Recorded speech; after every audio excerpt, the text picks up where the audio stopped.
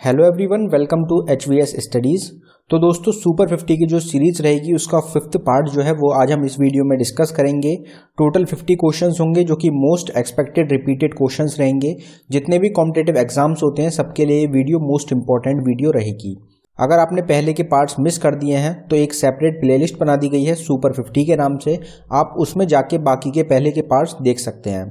इस वीडियो में जो क्वेश्चंस होंगे वो फुल डिटेल में कवर करे जाएंगे, तो करीबन 80 से 90 क्वेश्चंस आपको इस वीडियो में कवर हो जाएंगे। तो चलिए वीडियो स्टार्ट करते हैं, देखते हैं पहला क्वेश्चन क्या है।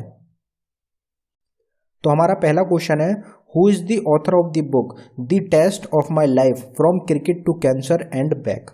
तो ये जो बुक है ये किसके द्वारा लिखी गई है, इसके ऑथर कौन है। तो आप देख सकते हैं कि यहाँ पे क्रिकेटर्स के ऑप्शन दिए गए हैं और इनमें से कौन से क्रिकेटर रहेंगे जो कि कैंसर से रिलेटेड है। तो आपका आंसर हो जाएगा युवराज सिंह।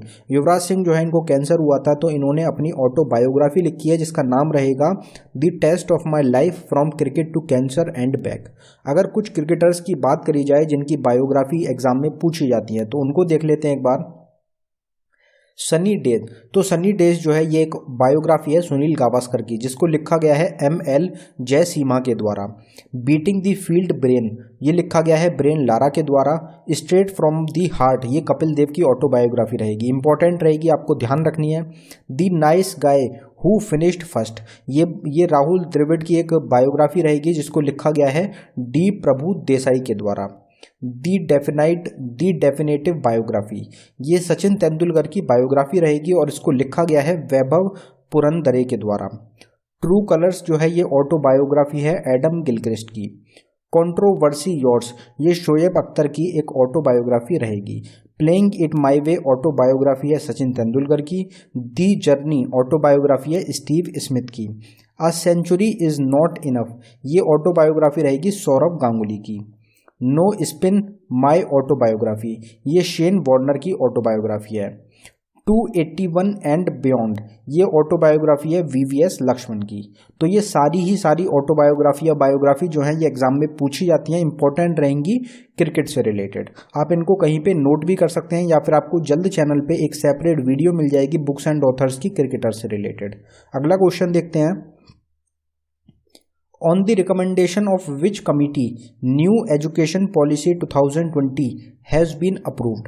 तो आपको पता ही है कि नई एजुकेशन पॉलिसी लाई गई थी 2020 में, तो वो कौन सी कमिटी रहेगी जिसकी रिकमेंडेशन पे लाई गई थी। तो आपका आंसर हो जाएगा कस्तूरी रंगन कमेटी। कस्तूरी रंगन कमेटी जो है इसके रिकमेंडेशन से न्यू एजुकेशन पॉलिसी लाई गई थी 2022 में। अगर इस पॉलिसी की बात करी जाए तो ये कब लाई गई थी, तो 29 जुलाई 2000 को इसको अप्रूव किया गया था। और ये जो पॉलिसी रहेगी ये 34 साल बाद 34 ईयर्स बाद चेंज लाया गया है एजुकेशन पॉलिसी में। Which of the following is called the original soul of the Indian Constitution by Justice Mohammad Hidayatullah. तो जस्टिस मोहम्मद हिदायतुल्लाह जो हैं इनके द्वारा इंडियन कॉन्स्टिट्यूशन में किसको सोल कहा गया है। तो आपका आंसर हो जाएगा प्रियम्बल। प्रियम्बल को इंडियन कॉन्स्टिट्यूशन का सोल कहा गया है जस्टिस मोहम्मद हिदायतुल्लाह के द्वारा। Which country organized multinational peace keeping exercise named shared destiny 2021। तो शेयर्ड डेस्टिनी 2021 एक पीस कीपिंग एक्सरसाइज है, तो ये कौन सी कंट्री ने ऑर्गेनाइज करी थी या कौन सी कंट्री में ये एक्सरसाइज हुई थी। तो आपका आंसर हो जाएगा चाइना। चाइना में ये एक्सरसाइज हुई थी। किस किस ने भाग लिया था, तो पाकिस्तान, चाइना, मंगोलिया और थाईलैंड, ये 4 कंट्रीज थी जिन्होंने मिलके जिन्होंने किया था इस एक्सरसाइज में।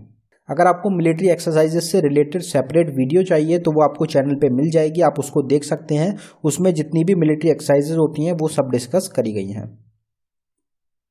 अगले क्वेश्चन पे बढ़ने से पहले हम आपको बताना चाहते हैं स्टैटिक जीके की एक टॉपिक वाइज ई बुक हमारे द्वारा लॉन्च करी गई है जो कि सिर्फ आपको 69 रुपीज़ में प्रोवाइड कराई जा रही है। ये सब टॉपिक्स होंगे जो आपको गिवन है, ये सब उसमें प्रोवाइड कराए गए हैं और ये ऐसे टॉपिक्स हैं जिनसे आपके एग्जाम में 100% क्वेश्चन पूछे जाते हैं। तो अगर आप इंटरेस्टेड हो तो लिंक आपको डिस्क्रिप्शन में मिल जाएगा, आप डिस्क्रिप्शन में जाके इसको बाय कर सकते हैं। अगर डाउनलोडिंग में कुछ इशू आता है तो ये हमारी जीमेल ID रहेगी, आप इस पर डायरेक्टली मेल कर सकते हैं और ये सभी क्वेश्चन आपके हर एक एग्जाम के लिए मोस्ट इंपॉर्टेंट रहेंगे। अगला क्वेश्चन देखते हैं हमारा। In which language did the Satavahana ruler Hala written the Gatha Saptashati. तो गाथा सप्तशती जो है ये लिखी गई है सतवाहन रूलर हाल के द्वारा। तो इन्होंने कौन सी लैंग्वेज में इसको लिखा था? तो हमारा आंसर हो जाएगा प्राकृत। प्राकृत लैंग्वेज में लिखा गया है सतवाहन रूलर हाल के द्वारा गाथा सप्तशती को। Who has recently launched the Rising Star Fund for Export Oriented Firm and Startup? तो एक्सपोर्ट रिलेटेड जो फर्म्स हैं या फिर नए स्टार्टअप्स हैं उनके लिए राइजिंग स्टार फंड को लॉन्च किया गया था, 2021 में लॉन्च किया गया था। तो वो किसने किया था? तो आपका आंसर हो जाएगा निर्मला सीतारमण। तो हमारी फाइनेंस मिनिस्टर निर्मला सीतारमण के द्वारा राइजिंग स्टार फंड को रिलीज किया गया था, लॉन्च किया गया था। अगर इससे रिलेटेड बात करी जाए तो फाइनेंस मिनिस्टर रहेंगी हमारी निर्मला सीतारमण। इन्होंने राइजिंग स्टार फंड को लॉन्च किया था 21 अगस्त 2021 को। राइजिंग स्टार फंड जो है ये जॉइंटली सेटअप किया गया है एग्जिम बैंक और सिडबी बैंक के द्वारा। कहाँ पे किया गया था? लखनऊ में। ये फंड जो है ये आइडेंटिफाई करेगा इंडियन एंटरप्राइजेस को जिनके पास एक्सपोर्ट पोटेंशियल है। तो एक्सपोर्ट करने के लिए जो स्टार्टअप रहेंगे, जो नई फर्म्स हैं, उनको ढूंढा जा रहा है। इस फंड के द्वारा उनको पैसे प्रोवाइड कराए जाएंगे जिससे कि एक्सपोर्ट इंडिया जो है वो अपने सामान को एक्सपोर्ट कर सके बाहर तक नए स्टार्टअप्स के through. Who among the following has won the Maharashtra Bhushan award 2021? Maharashtra Bhushan award जो दिया गया है 2021 का, वो किसको दिया गया? तो हमारा आंसर हो जाएगा आशा भोसले। आशा भोसले जो है एक सिंगर रहेंगी इंडिया की, काफ़ी फेमस सिंगर हैं। इनको सम्मानित किया गया है महाराष्ट्र भूषण अवार्ड 2021 से। अगर आशा भोसले की बात करी जाए तो इनसे रिलेटेड आपको कुछ पॉइंट्स याद रखने हैं। आशा भोसले को सम्मानित किया गया था गिनीज बुक और वर्ल्ड रिकॉर्ड से, क्योंकि ये एक इकलौती आर्टिस्ट बनी है जिन्होंने म्यूजिक हिस्ट्री में सबसे ज़्यादा सॉन्ग्स दिए हैं। गवर्नमेंट ऑफ इंडिया ने इनको ऑनर दिया है, सम्मान दिया है, दादा साहब फाल्के अवार्ड से सम्मानित किया था 2000 में और पद्म विभूषण अवार्ड से सम्मानित किया था 2008 में। तो ये कुछ अवार्ड्स हैं, कुछ ऑनर्स हैं जो कि दिए गए हैं आशा भोसले को, जो कि आपको याद रखने हैं एग्जाम्स के लिए। इन which state Garima Griha project has been started recently? तो गरिमा ग्रह एक प्रोजेक्ट रहेगा, कौन सी स्टेट ने स्टार्ट किया है? तो हमारा आंसर हो जाएगा गुजरात। गुजरात स्टेट के द्वारा एक प्रोजेक्ट को स्टार्ट किया गया है गरिमा ग्रह। जो आपका एनटीपीसी का एग्जाम होता है उसमें आपसे स्टेट या फिर सेंटर स्कीम से रिलेटेड क्वेश्चन जरूर पूछे जाएंगे, हर शिफ्ट में पूछे जाते हैं। तो कुछ स्कीम्स की बात करते हैं। तो ये जो पहले स्कीम होगी, जो गरिमा गृह स्कीम है, ये किस चीज़ से रिलेटेड है? तो ये एक स्कीम रहेगी जो कि शेल्टर होम की तरह काम करेगी ट्रांसजेंडर पर्सन्स के लिए। अब अगर कुछ और स्टेट से रिलेटेड स्कीम्स की बात करी जाए तो मुख्यमंत्री किसान मित्र एनर्जी योजना एक लाई गई थी राजस्थान के द्वारा। निधि 2.0 स्कीम लाई गई थी, ओम बिरला ने इसको लॉन्च किया था, जो कि लोकसभा के स्पीकर हैं। मुख्यमंत्री राशन आपके द्वार स्कीम को मध्य प्रदेश के द्वारा लाया गया था। गो ग्रीन स्कीम को गुजरात स्टेट गवर्नमेंट ने लॉन्च किया था। मेरा काम मेरा मान ये पंजाब स्टेट गवर्नमेंट ने लॉन्च करा था। मिशन वात्सल्य महाराष्ट्र स्टेट गवर्नमेंट की एक स्कीम रहेगी। मेडिसिन फ्रॉम स्काई लाई गई थी तेलंगाना स्टेट गवर्नमेंट के द्वारा। तो ये कुछ स्कीम्स हैं, स्कीम्स की भी सेपरेट वीडियो रहेगी, आपको चैनल पे मिल जाएगी। जितने भी टॉपिक्स होते हैं जो आपके एग्जाम के लिए इंपॉर्टेंट हो सकते हैं, आप उनको हमारे चैनल पे देख सकते हैं। एक ऑल स्टैटिक जीके टॉपिक के नाम से हमारी एक प्लेलिस्ट है, आप प्लेलिस्ट में जाएं, ऑल स्टैटिक जीके टॉपिक वाली प्लेलिस्ट को खोलें, उसमें आपको सारे टॉपिक वाइज आपको क्वेश्चन मिलेंगे टॉपिक्स के हिसाब से, तो आप उसको देख सकते हैं। What is the minimum age to become a judge of Supreme Court? तो सुप्रीम कोर्ट का जज बनने के लिए कम से कम मिनिमम एज कितनी होनी चाहिए? तो हमारा आंसर हो जाएगा नो मेंशन। तो इसके बारे में कुछ भी नहीं बताया गया है, कोई मेंशन नहीं हमारे इंडियन कॉन्स्टिट्यूशन में सुप्रीम कोर्ट के जज के एज के लिए। लेकिन हाँ, अगर आपसे रिटायरमेंट एज पूछ ली जाए कि रिटायरमेंट एज कितनी होती है सुप्रीम कोर्ट के जज की, तो उसके बारे में मेंशन है। जो सुप्रीम कोर्ट के जज होते हैं इनकी जो रिटायरमेंट एज होती है वो होती है 65 ईयर्स की। What is the rank of India in Human Development Index 2020? तो 2020 में ह्यूमन डेवलपमेंट इंडेक्स में भारत की क्या रैंक थी? तो हमारा आंसर हो जाएगा 131 रैंक थी इंडिया की ह्यूमन डेवलपमेंट इंडेक्स 2020 में। अगर ह्यूमन डेवलपमेंट इंडेक्स की बात करी जाए तो इसको लॉन्च कौन करता है, कौन सी ऑर्गेनाइजेशन इसको लॉन्च करती है? तो यूनाइटेड नेशंस डेवलपमेंट प्रोग्राम के द्वारा लॉन्च करा जाता है ह्यूमन डेवलपमेंट इंडेक्स को। इंडिया की रैंक 131 रही है 189 में से। फर्स्ट प्लेस रही है नॉर्वे की और लास्ट प्लेस रही है नाइजर की। Recently where doctor Bhimrao Ambedkar memorial and cultural centre has been established. तो अभी हाल ही में डॉक्टर भीमराव अंबेडकर मेमोरियल और कल्चरल सेंटर बनाया गया है। तो ये इस्टेब्लिश जो किया गया है ये कौन सी सिटी में किया गया है? तो हमारा आंसर हो जाएगा लखनऊ। तो उत्तर प्रदेश की कैपिटल लखनऊ में इनॉग्रेट किया गया है, इस्टेब्लिश किया गया है doctor Bhimrao Ambedkar memorial and cultural centre को। अब यहाँ पे बात हुई है उत्तर प्रदेश स्टेट की। तो उत्तर प्रदेश स्टेट की कैपिटल होती है लखनऊ, चीफ मिनिस्टर हैं योगी आदित्यनाथ, गवर्नर हैं आनंदीबेन पटेल। स्टेट बना था उत्तर प्रदेश 24 जनवरी 1950 को, एग्जाम में पूछा जाता है। स्टेट मैमल है बारहसिंगा, बर्ड रहेगी सोरस क्रेन, पालाश रहेगा फ्लावर और अशोका रहेगा tree. Which one of the following is not a radio active element? तो इनमें से कौन सा एक रेडियो एक्टिव एलिमेंट नहीं है? तो हमारा आंसर हो जाएगा नन ऑफ दीज। ये तीनों ही गिवन ऑप्शंस जो हैं आपको, ये तीनों ही रेडियो एक्टिव एलिमेंट्स होते हैं। यूरेनियम आपको पता है रेडियो एक्टिव एलिमेंट होता है, रेडियम भी होता है और थोरियम भी होता है, तीनों ही रेडियो एक्टिव एलिमेंट्स होते हैं। Nuclear sizes are expressed in a unit named. तो न्यूक्लियर साइज जो होता है उसको किस यूनिट में नापा जाता है? तो हमारा आंसर हो जाएगा फर्मी। फर्मी एक यूनिट होती है जो कि यूज करी जाती है न्यूक्लियर साइज के लिए। अगर न्यूटन, एंगस्ट्रॉम और टेस्ला की बात करी जाए तो इन तीनों को किस में नापा जाता है? तो न्यूटन जो होता है इसकी एसआई यूनिट होती है फोर्स, एंगस्ट्रॉम की एसआई यूनिट होती है लेंथ, जो कि 1 एंगस्ट्रॉम जो होता है 10⁻⁻10 मीटर होती है। टेस्ला एसआई यूनिट होती है मैग्नेटिक फ्लक्स डेंसिटी की। ORT oral rehydration therapy is associated with the treatment of.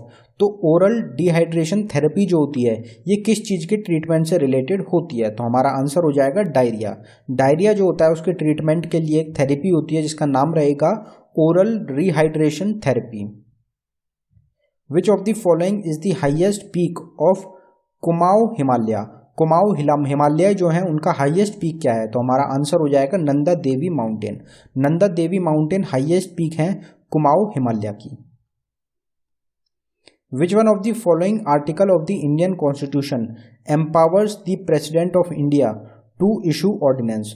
तो प्रेसिडेंट के पास जो पावर होती है ऑर्डिनेंस इशू करने की वो कौन से आर्टिकल में इंडियन कॉन्स्टिट्यूशन के बताई गई है? तो हमारा आंसर हो जाएगा आर्टिकल 123। आर्टिकल 123 में बताया गया है प्रेसिडेंट के पावर के बारे में इशू करने के लिए ऑर्डिनेंस की। अगर बाकी जो तीनों आर्टिकल्स हैं इनकी बात करी जाए तो आर्टिकल 54 रिलेटेड होता है इलेक्शन ऑफ प्रेसिडेंट से, आर्टिकल 155 होता है अपॉइंटमेंट ऑफ गवर्नर से रिलेटेड, आर्टिकल 368 होता है अमेंडमेंट, कॉन्स्टिट्यूशनल अमेंडमेंट से related. Who among the following founded the Hindu Mahasabha? Hindu Mahasabha जो है इसको किसके द्वारा फाउंड किया गया था? तो आपका आंसर हो जाएगा मदन मोहन मालवीय। मदन मोहन मालवीय के द्वारा फाउंड किया गया था हिंदू महासभा को। और हिंदू महासभा जो है पॉपुलर हुआ था शायद 1924 में, क्योंकि उस टाइम पे चेयरमैन बने थे मदन मोहन मालवीय हिंदू महासभा के। ये आप कमेंट बॉक्स में कंफर्म करें कि 1924 में ही प्रेसिडेंट बने थे मदन मोहन मालवीय हिंदू महासभा के। Who among the following was the chairman of Azad Hind फौज रेस्क्यू कमेटी? आज़ाद हिंद फौज रेस्क्यू कमेटी जो थी उसके चेयरमैन कौन थे? तो हमारा आंसर हो जाएगा भूलाभाई देसाई। भूलाभाई देसाई जो थे ये चेयरमैन थे आज़ाद हिंद फौज रेस्क्यू कमेटी के, जिनके ऊपर मुकदमा चल रहा था उस टाइम पे। उसके लिए आज़ाद हिंद फौज रेस्क्यू कमेटी बनाई गई थी जिसमें कि प्रेसिडेंट बने थे भूलाभाई देसाई, और जो बाकी तीनों ऑप्शन है हमारा तेज बहादुर, सप्रू, अरुणा आसफ अली और जवाहरलाल नेहरू, ये तीनों एक तरीके से वकील रहे थे। ये तीनों वकील थे और ये लीड कर रहे थे Bhulabhai Desai. Esteban Ocon who won the Hungarian Grand Prix 2021 belongs to which country? तो एस्टेबन ओकन के द्वारा हंगेरियन ग्रैंड प्रिक्स को जीता गया है 2021 में। ये कौन सी कंट्री से रिलेटेड है? जिनके द्वारा कोई एक ही टूर्नामेंट जीता गया है ग्रैंड प्रिक्स का, वो आपसे पूछे जा सकते हैं एग्जाम में, हमने आपको पहले ही बताया था। तो एस्टेबन ओकन ने जीता है एक टूर्नामेंट हंगेरियन ग्रैंड प्रिक्स। तो ये कौन सी कंट्री से हैं? तो ये फ्रांस कंट्री से रिलेटेड रहेंगे। हम पूरा चार्ट देखेंगे 2021 में जो ग्रैंड प्रिक्स हुए हैं वो किस किस के द्वारा जीते गए हैं, वो उनसे आपको एक क्वेश्चन देखने को मिल जाएगा एग्जाम में। तो बहरीन ग्रैंड प्रिक्स हुआ है 2021 का, लुइस हैमिल्टन ने जीता है, मर्सिडीज के प्लेयर हैं, मर्सिडीज चलाते हैं, ग्रेट ब्रिटेन के प्लेयर हैं। Emilia Romagna F1 grand prix हुआ है, मैक्स वर्स्टप्पन ने जीता है, रेडबुल को रिप्रेजेंट करते हैं, नीदरलैंड के प्लेयर हैं। Portuguese grand prix, Spanish grand Prix और ब्रिटिश ग्रैंड प्रिक्स, ये तीनों जीते गए हैं लुइस हैमिल्टन के द्वारा। मोनाको ग्रैंड प्रिक्स हुआ है, ये जीता गया है मैक्स वर्स्टप्पन के द्वारा। Azerbaijan grand prix Sergio Perez के द्वारा जीता गया है, रेड बुल को रिप्रेजेंट करते हैं, मैक्सिको के प्लेयर हैं, तो ये भी इनके द्वारा एक ही टूर्नामेंट जीता गया है, इंपॉर्टेंट हो जाएगा। French Grand Prix, Styrian Grand Prix, Austrian Grand Prix, ये तीनों जीते गए हैं मैक्स वर्स्टप्पन के द्वारा। हंगेरियन ग्रैंड प्रिक्स जो कि हमारा क्वेश्चन है, ये एस्टेबन ओकन ने जीता है, रेनॉल्ट को रिप्रेजेंट करते हैं, फ्रांस के प्लेयर रहेंगे, तो ये भी आपसे पूछा जाएगा। Belgian grand prix, Dutch grand Prix, ये दोनों जीते हैं मैक्स वर्स्टप्पन ने। इटालियन ग्रैंड प्रिक्स जीता है डैनियल रिचार्डो ने, ये भी क्वेश्चन इंपॉर्टेंट रहेगा, एक ही टूर्नामेंट इनके द्वारा जीती गई है, मैक्लेरन को रिप्रेजेंट करते हैं, एक ऑस्ट्रेलियन इटालियन रहेंगे। रशियन ग्रैंड प्रिक्स जीता है लुइस हैमिल्टन ने।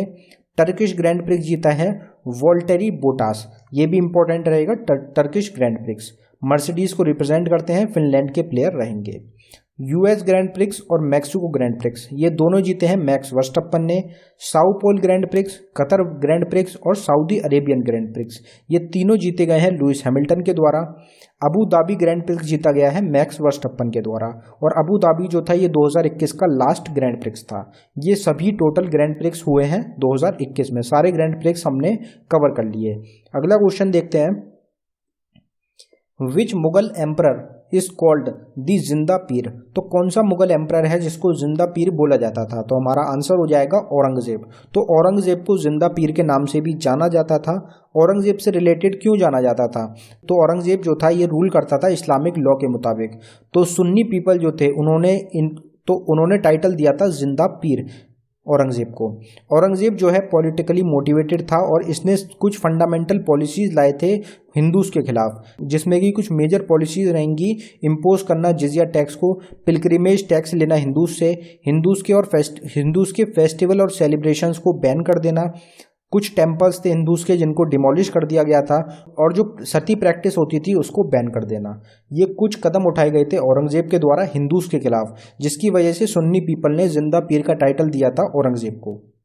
During whose reign foreign traveller Abdul Razzaq came to India, तो अब्दुल रजाक जो कि एक फॉरेन ट्रैवलर थे वो भारत आए थे किसके शासन के टाइम पे, तो हमारा आंसर हो जाएगा देवराया सेकंड। देवराया सेकंड जो थे इनके शासन के टाइम पे, इनके कार्यकाल के टाइम पे अब्दुल रजाक जो थे ये भारत आए थे। तो फॉरेन ट्रैवलर्स जो इंडिया आए थे उससे रिलेटेड आपको 100% किसी ना किसी शिफ्ट में क्वेश्चन देखने को मिलेंगे। अब अगर फॉरेन ट्रैवलर्स की बात करी जाए तो पहले ये देख लेते हैं कि देवरायन सेकंड जो थे ये कौन सी डायनेस्टी के रूलर थे, तो संगम डायनेस्टी के एक रूलर रहेंगे। और जो ट्रैवलर थे अब्दुल रजाक ये आए थे, ये एक ट्रैवलर रहेंगे पर्शियन और ईरानियन, और ये कहाँ पे आए थे, तो ये विजयनगर में आए थे। अब जो दूसरे ट्रैवलर रहेंगे वो रहेंगे फाहिन, एग्जाम में बहुत ज़्यादा पूछे जाते हैं। तो ये भारत आए थे किसके शासन के टाइम में, विक्रम आदित्य के टाइम में, जिनको कि चंद्रगुप्त सेकंड के नाम से भी जाना जाता है। हुएन सेंग भी काफ़ी ज़्यादा एग्जाम में पूछे जाते हैं, ये किसके शासन के टाइम में आए थे, तो ये हर्षवर्धन जो थे उनके टाइम में आए थे। इब्न बतूता भी आपसे एग्जाम में ज़रूर पूछे जाएंगे, ये किसके शासन में आए थे, तो ये मोहम्मद बिन तुगलक के शासन में आए थे। मेगस्थनीज आपको पता होगा ये किसके शासन में आए थे, ये चंद्रगुप्त मौर्य के शासन में आए थे। थॉमस रॉय आए थे जहांगीर के शासन के टाइम में, और 1615 में ये आए थे। तो ये कुछ ट्रैवलर्स हैं जो कि भारत आए थे, इंडिया आए थे, और ये एग्जाम में आपको ज़रूर देखने को मिलेंगे, आप इनको कहीं पे नोट भी कर सकते हैं। अगला क्वेश्चन देखते हैं हमारा, who has been selected for Saraswati Samman 2020, तो सरस्वती सम्मान 2020 के लिए किसको सेलेक्ट किया गया, किसको दिया गया ये सम्मान। अब जो हमारी वीडियोस होंगी आपको रेलवे ग्रुप डी या फिर रेलवे CBT 2 के लिए जल्दी आपको करंट अफेयर 2020 का पूरा करंट अफेयर और 2021 का पूरा करंट अफेयर, ये दोनों सालों के करंट अफेयर आपको चैनल पर तैयार कराए जाएंगे, क्योंकि आपके एग्जाम के लिए कुछ भी चीज़ ऐसी नहीं छूटेगी जो कि आपके एग्जाम में पूछी जाए और आपको हमारे चैनल पे ना मिले। तो सब टॉपिक आपको कवर कराए जाएंगे। सरस्वती सम्मान 2020 में किसको दिया गया, तो हमारा आंसर हो जाएगा शरण कुमार लिम्बेल। शरण कुमार लिम्बेल को सम्मानित किया गया है सरस्वती सम्मान 2020 से। अगर सम्मानों की यहाँ पे बात करी गई है तो कलिंग रत्न सम्मान होता है एक, वो किसको दिया गया है, तो आंध्र प्रदेश के करंट टाइम में गवर्नर रहेंगे विश्वभूषण हरिचंदन, इनको सम्मानित किया गया है कलिंग रत्न सम्मान 2020 से। BBC Indian sportsman of the year award किसको दिया गया था, कोनेरू हम्पी को इससे सम्मानित किया गया है, ये एक भारतीय चेस प्लेयर रहेंगे। BBC life time achievement award दिया गया है अनुज जॉर्ज को, जो कि एक इंडियन एथलीट हैं। गांधी पीस प्राइज रहेगा 2020 का, ये दिया गया है शेख मुजीबुर रहमान को, जो कि बांग्लादेश से रिलेटेड रहेंगे। व्यास सम्मान 2020 से सम्मानित किया गया है प्रोफेसर शरद पगेर को। साहित्य गौरव सम्मान 2021 से सम्मानित किया गया है रमेश पोखरियाल को। ये कौन रहेंगे? तो ये फॉर्मर एजुकेशन मिनिस्टर रहेंगे इंडिया के। Yaosang festival is celebrated in which state of India? तो फेस्टिवल से रिलेटेड भी क्वेश्चन काफ़ी पूछे जाते हैं, तो ये कौन सी स्टेट का एक फेस्टिवल रहेगा? तो हमारा आंसर हो जाएगा मणिपुर। मणिपुर स्टेट का एक फेस्टिवल रहता है। मणिपुर स्टेट की अगर बात करी जाए तो मणिपुर के करंट टाइम में चीफ मिनिस्टर हैं एन बीरेन सिंह, गवर्नर रहेंगे ला गणेशन, कैपिटल हो जाएगी इम्फाल। इसको जाना जाता है लैंड ऑफ ज्वेल्स के नाम से। बाउंड्री किस किस स्टेट से लगती है? नागालैंड, मिजोरम, आसाम और म्यांमार। म्यांमार कंट्री रहेगी, 3 स्टेट से लगती है और 1 कंट्री से। ट्राइब्स की बात करी जाए तो मैथी, पंगन्स और नागा, ये 3 फेमस ट्राइब्स हैं मिजोरम स्टेट की। जो मैथी ट्राइब है ये मेनली सेलिब्रेट करती है योसोंग फेस्टिवल को, तो ये योसोंग फेस्टिवल मैथी ट्राइब से ही रिलेटेड रहेगा। केबुल लमजाओ नेशनल पार्क मणिपुर में लोकेटेड है। सिरोही नेशनल पार्क रहेगा और लोकटक लेक भी है मणिपुर में। मणिपुर स्टेट बना था 27 अमेंडमेंट एक्ट के थ्रू 1997 में। Which ruler build the cave temples of Ellora? तो इलोरा जो केव टेम्पल्स हैं वो किसके द्वारा बनवाए गए थे? तो हमारा आंसर हो जाएगा राष्ट्रकूट। राष्ट्रकूट जो है इनके द्वारा एक रूलर रहेंगे, इनके द्वारा इलोरा केव्स के जो टेम्पल्स हैं वो बनवाए गए थे। अगर यहाँ बात करी जाए तो केव टेम्पल्स जो रहेंगे इलोरा और अजंता दोनों केव्स के जो लोकेटेड हैं वो हैं औरंगाबाद डिस्ट्रिक्ट महाराष्ट्र में, और ये बनवाए गए राष्ट्रकूटा रूलर के द्वारा। ये जो टेम्पल रहेंगे ये वर्ल्ड फेमस टेम्पल्स हैं। क्यों वर्ल्ड फेमस टेम्पल रहेंगे? क्योंकि वर्ल्ड हेरिटेज मॉन्यूमेंट्स में इनको शामिल किया गया है यूनेस्को के द्वारा 1983 में। Which of the following countries will host the FIFA Women's World Cup 2023? तो अपकमिंग स्पोर्ट्स टूर्नामेंट का एक टॉपिक क्वेश्चन हो जाएगा ये। फीफा वुमेन्स वर्ल्ड कप होगा 2023 में, कौन सी कंट्री होस्ट करेगी? तो हमारा आंसर हो जाएगा बोथ बी एंड सी। तो ऑस्ट्रेलिया और न्यूजीलैंड ये 2 कंट्रीज रहेंगी, ये दोनों मिलके होस्ट करेंगी फीफा वुमेन्स वर्ल्ड कप 2023 का। अब यहाँ पे अपकमिंग स्पोर्ट्स की बात करी गई तो विंटर ओलंपिक है 2022 का, वो होगा बीजिंग चाइना में। एशियन गेम्स होंगे 2022 के चाइना के अंदर। समर ओलंपिक होगा 2024 में पेरिस के अंदर। फीफा वर्ल्ड कप होगा 2022 का कतर के अंदर, और एग्जाम में बहुत बार पूछा जाता है। आईसीसी क्रिकेट वर्ल्ड कप होगा 2023 का इंडिया में। वुमेन्स क्रिकेट वर्ल्ड कप होगा 2022 का न्यूजीलैंड में। हॉकी वर्ल्ड कप रहेगा 2023 का इंडिया में। रग्बी वर्ल्ड कप होगा फ्रांस के अंदर 2023 का।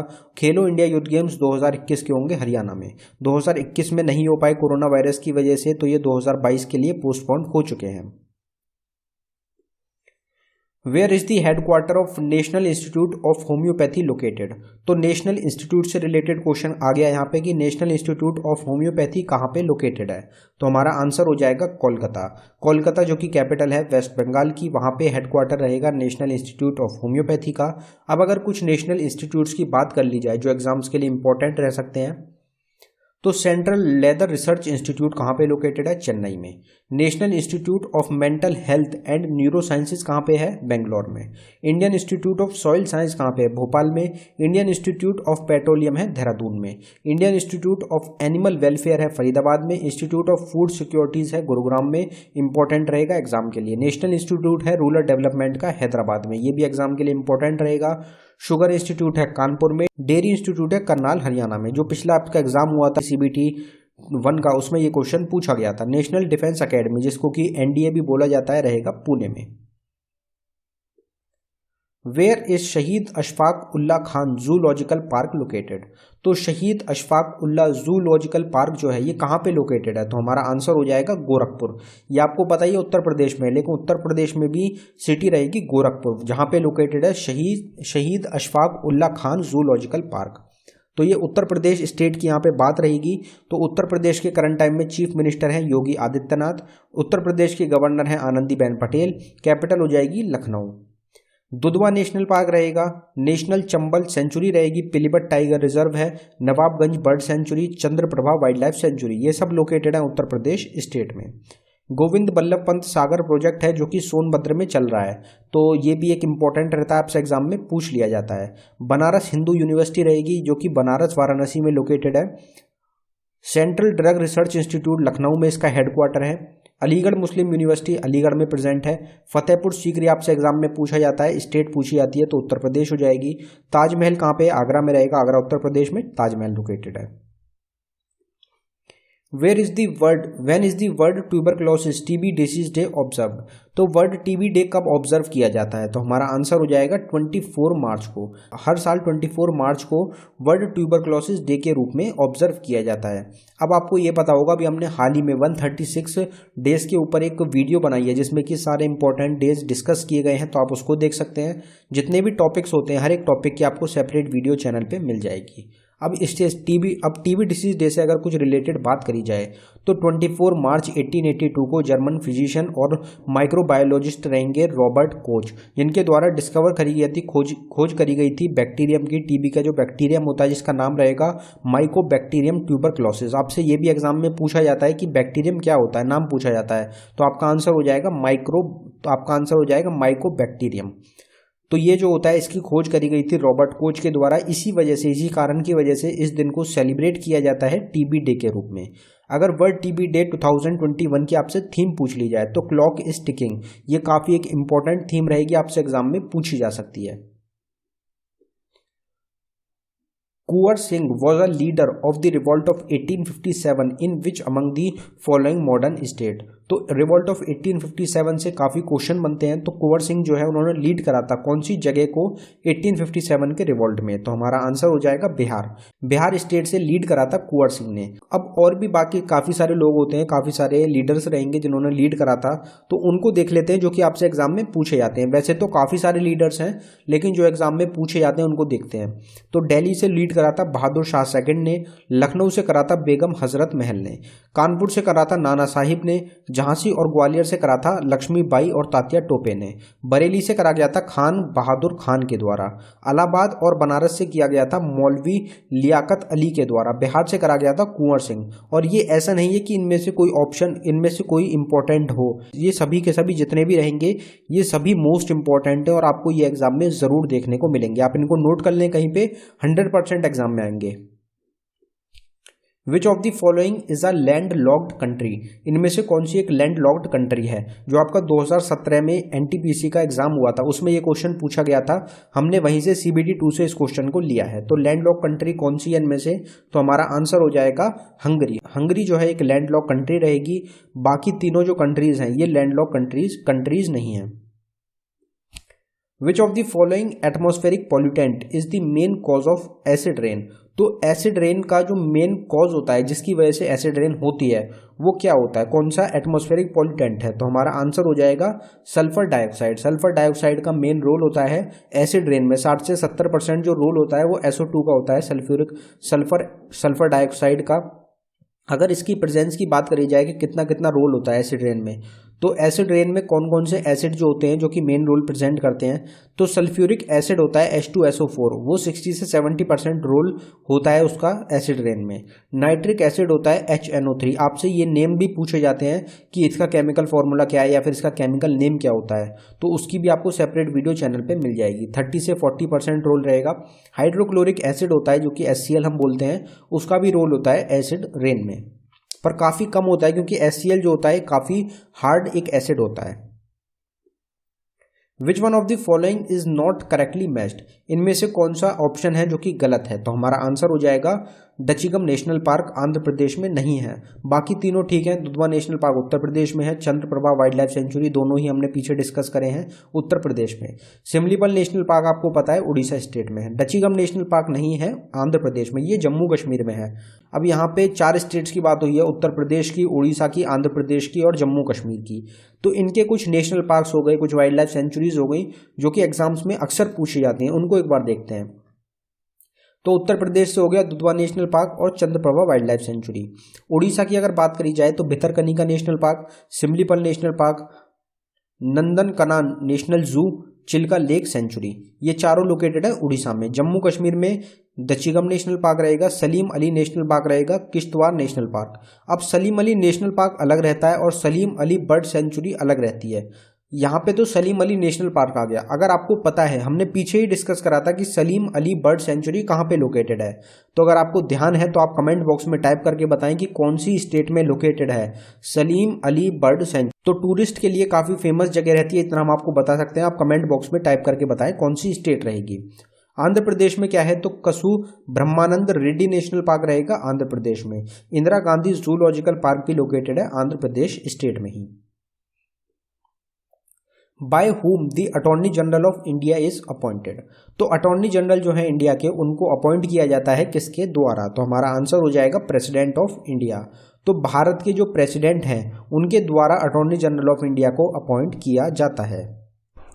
अगर अटॉर्नी जनरल ऑफ इंडिया की बात करी जाए तो 76 आर्टिकल जो है इंडियन कॉन्स्टिट्यूशन का, उसमें बताया गया है कि भारत के एक अटॉर्नी जनरल होने चाहिए। अटॉर्नी जनरल जो होते हैं ये हाईएस्ट लॉ ऑफिसर होते हैं इंडिया के।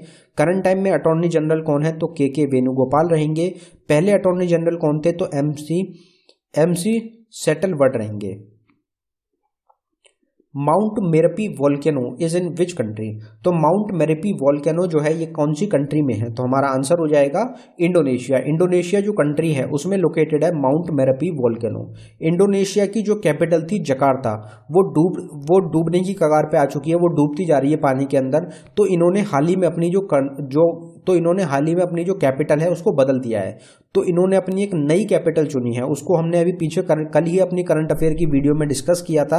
अगर वो आपको ध्यान हो तो उसको भी आप कमेंट बॉक्स में टाइप करके बताएं।